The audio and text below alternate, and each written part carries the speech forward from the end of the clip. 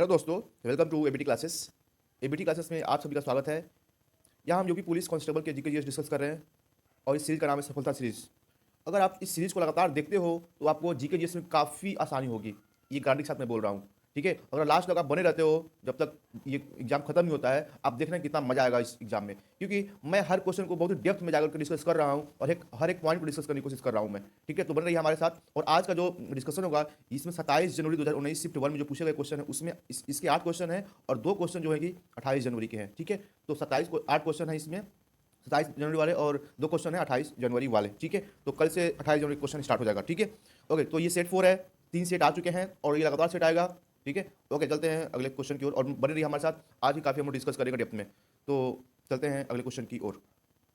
आज का पहला क्वेश्चन है आप लोगों के सामने। The central university Baba Saheb Bhim Rao Ambedkar university Vidya Vihar is located in which city. केंद्रीय विश्वविद्यालय बाबा साहेब भीमराव अंबेडकर विश्वविद्यालय विद्या विहार किस शहर में स्थित है? तो ये जो शहर है उस शहर का नाम है उत्तर प्रदेश, और उत्तर प्रदेश की कैपिटल कहाँ पे है? लखनऊ, ठीक है। तो लखनऊ में ये उपस्थित है, अवेलेबल है ये, ठीक है।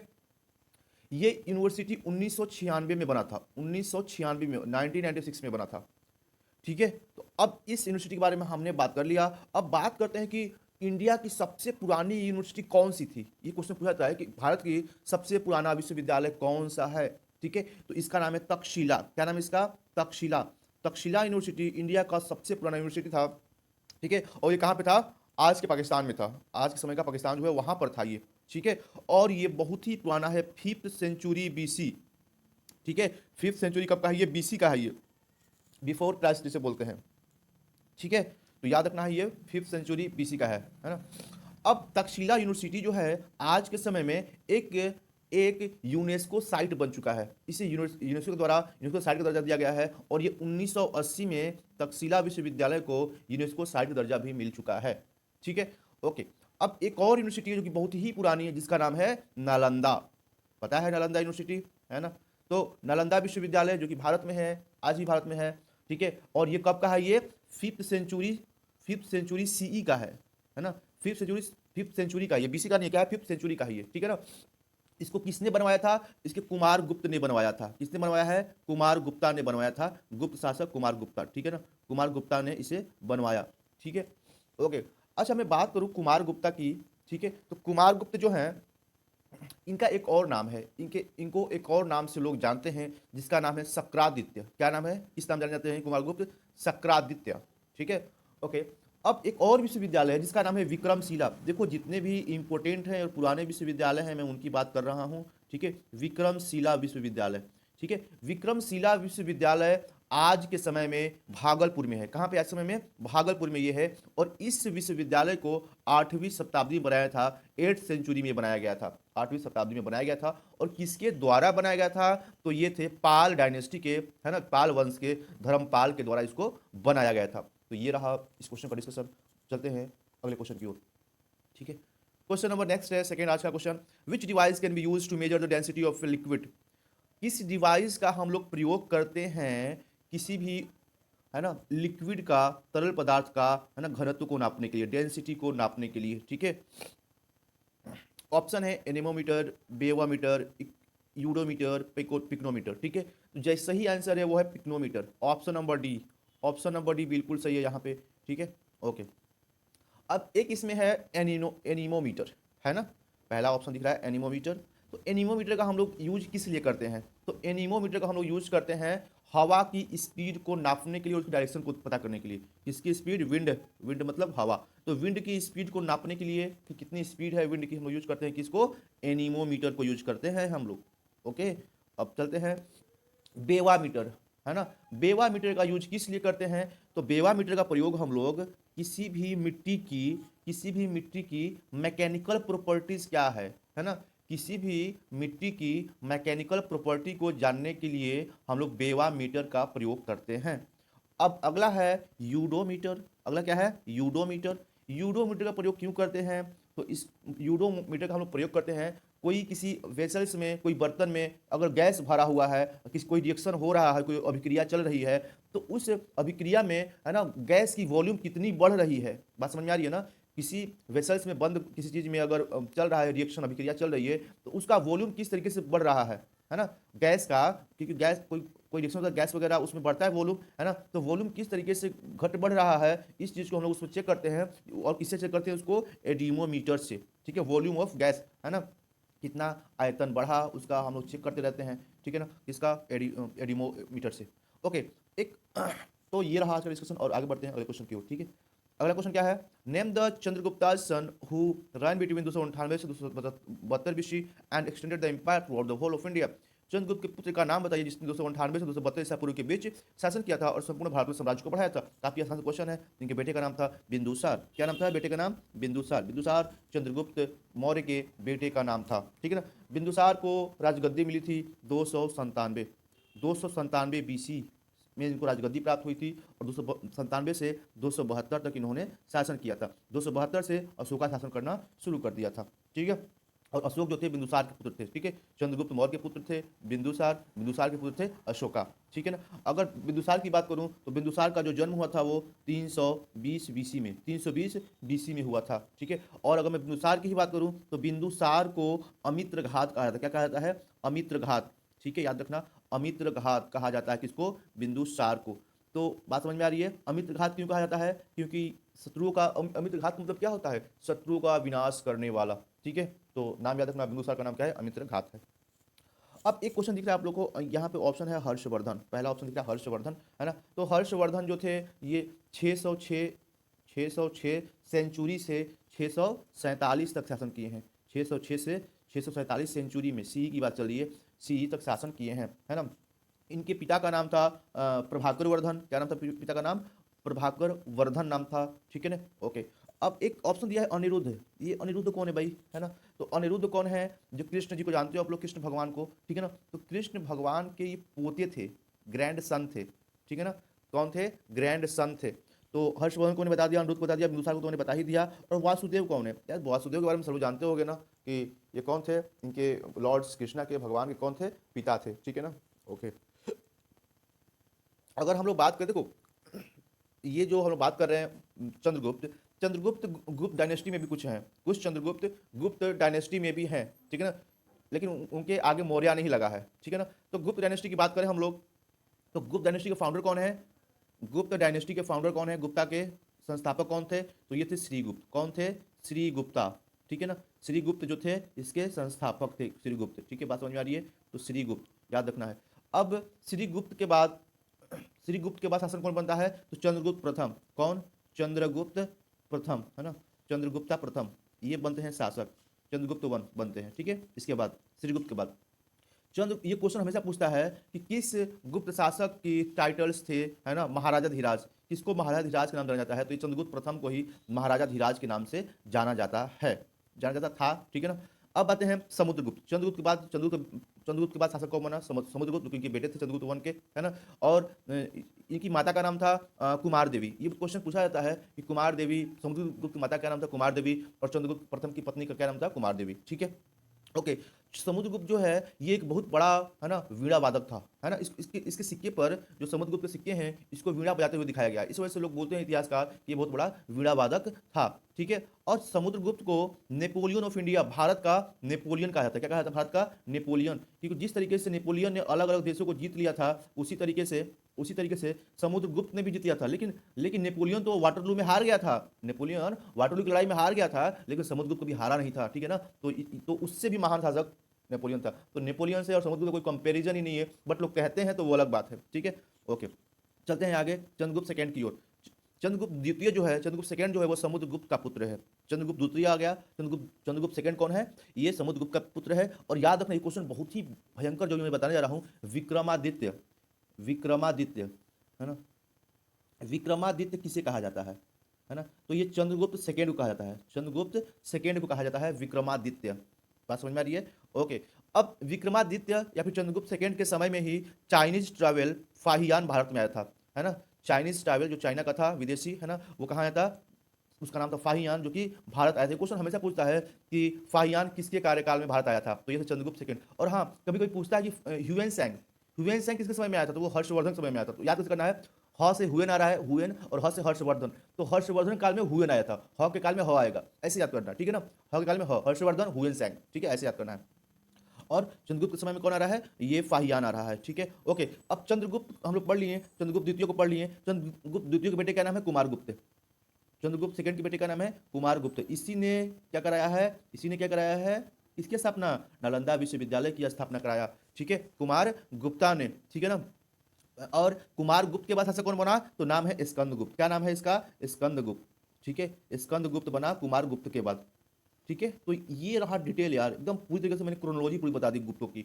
अब फिर से रिवाइज कराता हूँ। श्रीगुप्त, चंद्रगुप्त प्रथम, समुद्रगुप्त, चंद्रगुप्त द्वितीय, कुमारगुप्त, स्कंदगुप्त, ठीक है ना। ये महानतम शासक थे गुप्त डायनेस्टी के। चलते हैं अगले क्वेश्चन की ओर।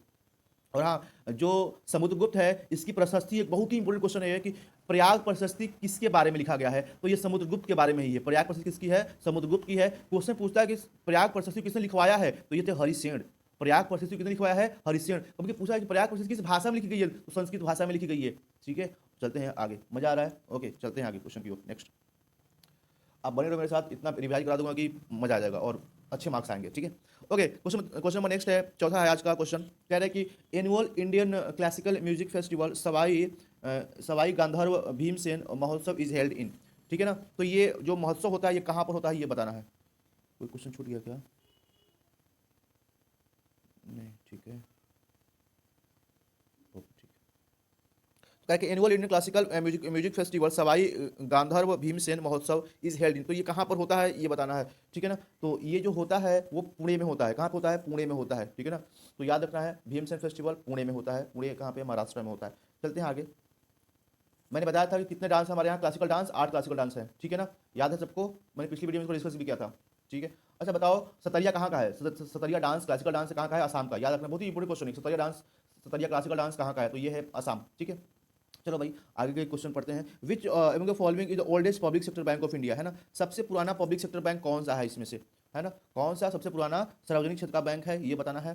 तो bank of India, Baroda, Allahabad bank और यूको बैंक। तो इसका जो आंसर है वो है इलाहाबाद बैंक, ठीक है ना। कौन सा बैंक है, इलाहाबाद बैंक सबसे क्या है, पुराना बैंक। इसमें ऑप्शन नंबर सी में दिया हुआ है इलाहाबाद, ठीक है। तो इलाहाबाद बैंक क्या है कि सबसे पुराना बैंक है, ठीक है ना। और इलाहाबाद जो बैंक है इसकी हेडक्वार्टर कहाँ पे है, इसका हेडक्वार्टर कहाँ पे है, इसका हेडक्वार्टर कहाँ पे है, कलकत्ता। कहाँ पे इसका हेडक्वार्टर, कोलकाता में, ठीक है, कोलकाता। लिखने में थोड़ी सी दिक्कत होती है, इससे ज़्यादा मैं नहीं लिखता हूँ, ठीक है, ओके, कोलकाता। और कहाँ पे है, 1865। कब बना था ये, 1865 में। इतना पुराना बैंक है ये, 1865 में ये बैंक बना था। अब चलते हैं, नेक्स्ट है पॉइंट, कहीं पे है, हाँ, Baroda, bank of Baroda. Bank of Baroda कब बना था, तो 1908 में। कब बना है ये, 1908 में। इसका हेडक्वार्टर कहाँ पे है, तो बड़ौदा में ही इसका हेडक्वार्टर है ना। वडोदरा में इसका हेडक्वार्टर है, गुजरात, है ना। गुजरात के वडोदरा में हेडक्वार्टर है। और 1908 में ये बना था, कौन, बैंक ऑफ बड़ौदा। तो वडोदरा में है, गुजरात, ठीक है, 1908। अब आते हैं बैंक ऑफ इंडिया, ठीक है, bank of India option number 1, ठीक है। तो बैंक ऑफ इंडिया का जो हेडक्वार्टर है वो मुंबई में है। और मुंबई में कहाँ पे है, बांद्रा, है ना, बांद्रा में है ये, ठीक है ना। कौन, बैंक ऑफ इंडिया। और इसको बनाया कब गया है, 1906 में। कब बनाया गया है, 1906 में बैंक ऑफ इंडिया को बनाया गया, ठीक है। अगला एक बैंक है जिस बैंक का नाम है यूको बैंक, दिख रहा है ऑप्शन नंबर डी यहाँ पे, और यहाँ पे ऑप्शन सी। यूको बैंक कहाँ पर है, तो यूको बैंक है वेस्ट बंगाल में। कहाँ पे है, वेस्ट बंगाल में, ठीक है ना। डब्ल्यूबी में है। और डब्ल्यूबी में कहाँ पे है, कोलकाता में, कोलकाता में है, ठीक है ना। इसको बनाया किसने है, बहुत ही बड़ी क्वेश्चन है कि यूको बैंक किसने बनाया, तो जी डी बिरला। किसने बनाया है इसको, जी डी बिरला, है ना। बिरला के बारे में आप सभी जानते हो, तो बिरला ने इसको बनवाया है। कौन सा बैंक, यूको बैंक। कब बना था भाई, तो ये बना था 1943 में, 1943 में ये बैंक बना था। Headquarter West Bengal, Kolkata, founder G D Birla. चलते हैं आगे, मजा आया, ओके चलते हैं क्वेश्चन की ओर। How many parts does the Indian constitution currently have. कह रहा है कि जो करंट के समय में, प्रेजेंट और वर्तमान समय में भारत संविधान में कितने भाग हैं भाई, बता दो, है ना। 15, 20, 25, 30, बहुत ही आसान सा क्वेश्चन है, क्विट सा क्वेश्चन, 25, है ना, 25 हैं हमारे यहाँ आज के समय में। पहले जब संविधान बना था उस समय सिर्फ 22 थे। तो याद रखना है, जब संविधान बना था उस समय सिर्फ 22 ही थे, और 25 हो चुके हैं। वैसे ही जब संविधान बना था तो 8 शेड्यूल थे, 8 अनुसूची थी। कितनी अनुसूची थी, 8। लेकिन अब कितनी हो गई अनुसूची, 12। अब कितनी हो गई है, 12 अनुसूची। बात समझ में आ रही है। तो अब देखो, जो ये 12 अनुसूची, उसमें 11वां और 12वां अनुसूची बहुत ही इंपॉर्टेंट है। पूछता है एग्जाम में कि 11वीं अनुसूची क्या है और 12वीं क्या है। तो 11वीं जो अनुसूची है वो पंचायत के लिए, किसके लिए है, पंचायत, पंचायत के लिए, ठीक है ना, पंचायत के लिए है। और दूसरा क्या है, म्यूनिसिपैलिटी के लिए है। किस लिए है, म्यूनिसिपैलिटी के लिए है। कब आया था 11वां 12वां, तो याद रखना 73rd अमेंडमेंट के द्वारा आया था 12वां। 73rd संविधान संशोधन 73वां संविधान संशोधन के द्वारा कौन सा आया था? 11वां शेड्यूल आया था, 11वीं अनुसूची, और 74वां संविधान संशोधन के द्वारा कौन आया था? 12वीं अनुसूची आई थी। बात समझ में आ रही है? ओके। अब कभी कभी क्वेश्चन पूछता है कि किस ईयर में आया था, तो 1992 1992 में 73वां और 74वां संविधान संशोधन हुआ था, 11वां और 12वीं अनुसूची को जोड़ा गया था। ठीक है, ओके, आगे बढ़े। चलो अब 10वां भी बता देता हूं मैं। 10वां भी तो आया है ना करंट में। 10वां किस लिए था? तो 10वां था क्या? Anti defection. क्या बोलते हैं उसको? Anti defection. हिंदी में बोलते हैं दल बदल कानून। किस लिए था? 10वां अनुसूची दल बदल कानून के लिए था, एंटी डिफेक्शन लॉ के लिए है। और कब, किस ईयर में आया था भाई? 1985 में आया था। किस ईयर में आया था? 1985 में, 1985 में आया था। अगर अमेंडमेंट की बात करूँ, कौन सा अमेंडमेंट था, संविधान संशोधन था ये, तो 52वां था। 52वां संविधान संशोधन 1985, 10वां शेड्यूल, 10वीं अनुसूची में हुआ था। चलते हैं आगे, मजा आ जाएगा यार, बने रहो लास्ट तक। ठीक है, okay. The Mughal emperor Jahangir build the Shalimar Bagh garden in which place. जो मुगल एम्परर था, मुगल शासक था, इसने शालीमार बाग बनवाया था। ये कहाँ पर बनवाया है, ये क्वेश्चन पूछ रहा है। ठीक है, तो ये बनवाया था कहाँ पे? कश्मीर में बनवाया है। कश्मीर में। कश्मीर कहाँ पे? श्रीनगर में। कश्मीर पे कहाँ पे? श्रीनगर में बनवाया था इसने। ठीक है, ओके, आगे बढ़ते हैं नेक्स्ट क्वेश्चन की ओर।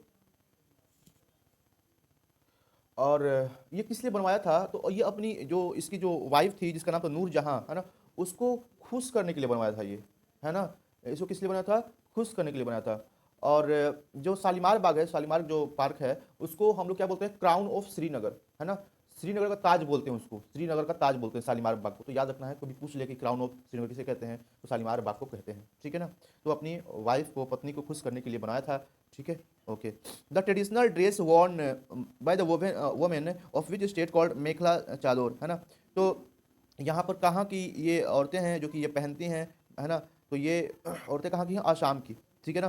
तो मेखला चादर किस राज्य की महिला द्वारा पहने जाने वाला पारंपरिक वस्त्र है? तो ये है आसाम। ठीक है, आसाम सही आंसर है इसका। ठीक है, आसाम की औरतें पहनती हैं इसको। अगला क्वेश्चन है, Rabindranath Tagore road the national anthem of which of the following country, है ना। रविन्द्रनाथ टैगोर ने, है ना, एक नेशनल एंथम लिखा है, राष्ट्रगान लिखा है। वो किस कंट्री का राष्ट्रगान लिखा है? तो उन्होंने लिखा है, कहाँ गया? बांग्लादेश। हाँ, यहाँ पे है, बांग्लादेश का राष्ट्रगान उन्होंने लिखा है। ठीक है ना। बांग्लादेश का राष्ट्रगान किसने लिखा है? तो रविन्द्रनाथ टैगोर ने लिखा है। ठीक है। और अब रविन्द्रनाथ टैगोर को नोबेल प्राइज मिल चुका था। हमने पिछले वीडियो में डिस्कस किया है। 1913 में इनको क्या मिला था? नोबेल प्राइज, है ना। नोबेल प्राइज विश्व का सबसे बेहतर प्राइज माना जाता है ना। और अभी सम्मानित होता है। नोबेल प्राइज सब किसी हर किसी को नहीं मिलता है। इनको लिटरेचर की फील्ड में मिला था, इनकी किताब के लिए मिला था, है ना। और उसका नाम था गीतांजलि के लिए। ठीक है ना। गीतांजलि के लिए इनको 1913 में नोबेल प्राइज, पहले एशियन थे जिसको मिला था। कुछ यूरोपियन को तो मिल चुका था, लेकिन पहले क्या थे? नॉन यूरोपियन थे जिसको कि ये मिला है खिताब। ठीक है ना, नोबेल प्राइज लिटरेचर के लिए। ठीक है, ओके, आगे बढ़ता हूँ। अब पता है कि चाइना कैपिटल कहाँ पे है? पता है ना, तो बता दो भाई। China capital Beijing. कहाँ पे है चाइना कैपिटल? बीजिंग। और भूटान का थिम्पू। ठीक है ना। भूटान कहाँ पे है? थिम्पू है। और म्यांमार का नापितो, है ना। नापिता क्या है? Myanmar capital. बांग्लादेश का सबको पता है ना, ढक्का। ढक्का, ढक्का इसका क्या है? कैपिटल। और इसका पूछता है कि करेंसी क्या है? तो टक्का। तो ये कैसे याद रखना है? ढक्का टक्का। ठीक है ना। तो ढक्का टक्का याद रखना, याद हो जाएगा। ये हो गया इसका राजधानी, और ये हो इसका नोट का नाम, करेंसी का नाम। ठीक है, तो ढक्का टक्का। ठीक है, अच्छा है नाम। Okay. Verghese Kurien was name the chairman of national dairy development bank by whom, है ना। तो ये नाम किसने दिया था वर्गीस कुरियन को? ठीक है ना। तो पूछा कि वर्गीस कुरियन को किसके द्वारा राष्ट्रीय डेयरी विकास बोर्ड अध्यक्ष के रूप में नियुक्त किया गया था? ठीक है, तो ये ऑप्शन दिया हुआ है, लाल बहादुर शास्त्री, गुलाल नंदा, इंदिरा गांधी, बीबी गिरी। तो ये बहुत ही फेमस ये प्रधानमंत्री हैं, जिसका नाम है, बहुत ही ईमानदार, फेमस, और ये हैं हमारे लाल बहादुर शास्त्री। बहुत ही मतलब जेंटलमैन थे लाल बहादुर शास्त्री, है ना। कितने नंबर के प्राइम मिनिस्टर थे? अरे प्रधानमंत्री थे? दूसरे नंबर के, है ना। दूसरे नंबर पे प्रधानमंत्री बने थे ये। जवाहरलाल नेहरू के बाद यही बने। ठीक है ना। उसके बाद कौन बनी?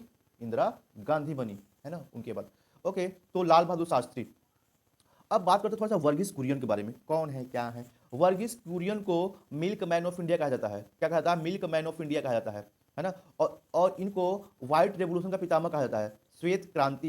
श्वेत क्रांति का पितामह कहा जाता है किसको? वर्गीस कुरियन को। क्योंकि इनके ही वजह से एक ऑपरेशन आया जिसका नाम क्या है? Operation flood. Operation flood. Operation flood किस लिए था? दूध के लिए था। श्वेत क्रांति बोलते हैं इसको, ऑपरेशन फ्लड को श्वेत क्रांति बोलते हैं। तो ये पूछता है कि ऑपरेशन फ्लड किस लिए है? तो ये दूध के लिए था। ठीक है। अब बात करते हैं कि जैसे कि नेशनल डेयरी डेवलपमेंट बोर्ड, है ना, दिया है ना, नेशनल डेयरी डेवलपमेंट बोर्ड, है ना। तो ये बना था, तो ये कब बना था, किस ईयर बना था? तो 1970 में, है ना। ये डेयरी के लिए था, मतलब दूध के लिए था, है ना। दूध वगैरह अवेलेबल हो, सस्ते रेट पर अवेलेबल हो, इसलिए बना था ये। ठीक है, चलते हैं अब आगे।